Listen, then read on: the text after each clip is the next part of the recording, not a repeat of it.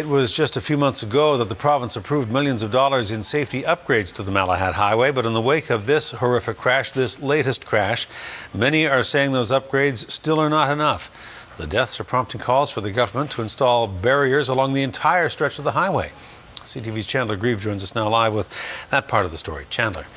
Hudson, earlier this year, the province announced $8 million plan to add concrete barriers to more than 40% of the Malahat. But after yet another fatal crash on Vancouver Island's most dangerous stretch of road, many are wondering if it's enough. It was a deadly combination: rain, fog, and a notorious stretch of the Malahat. This is what we affectionately refer to as Nascar Corner, right here. A corner of the Malahat just north of the South Shawnigan turnoff, where 3 people died on Sunday afternoon after their vehicle crossed the center line into the path of an oncoming truck.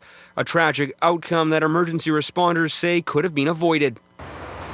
If there were barriers on the highway below your house here yesterday, are these 3 people alive today?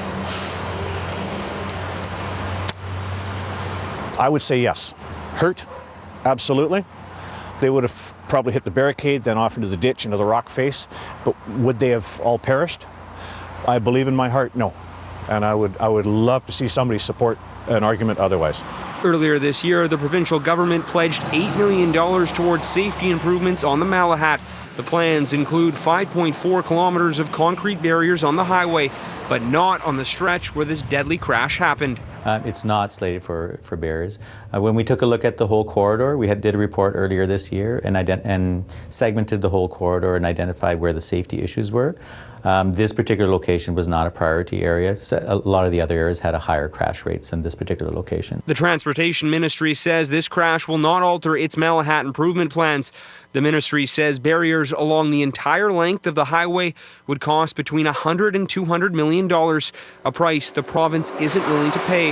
But people who drive it on a daily basis say the province needs to rethink where it is putting the concrete medians. Where they've got barriers right now, and that doesn't make sense. It's 2 lanes, 4 lanes of traffic, and it's straight. It's on the corners that makes the most sense. Oh, I'd like to see all the passes, like the South Shawnigan turnoff would be great to be an overpass instead of or an underpass of some sort. That run of barricade that they put in could have been utilized in a much better location. The ministry is not ruling out addressing this stretch of road after the initial $8 million project is complete next year. But those who have attended countless crashes on this highway fear it may not be soon enough. And it's not just for the family that perished, the people that they impacted, and everybody else who was stuck in the line and saw what they saw. I mean, people don't need to see that stuff. Yeah. Now, we should mention there was a noticeable police presence on the Malahat today. We spotted 3 separate RCMP officers between Cobble Hill and that South Shawnigan turnoff, monitoring the flow of traffic. Police clearly stepping up their presence, so we'll see for how long. And Hudson talking with people at gas stations in the Mill Bay grocery store. Today, everyone is very aware of how dangerous this highway is. And the answer I got over and over again, slow down. If it's raining, go about 10 kilometers to 15 kilometers below the suggested speed limit. Hudson? All right, Chandler Grieve reporting. Chandler, thanks.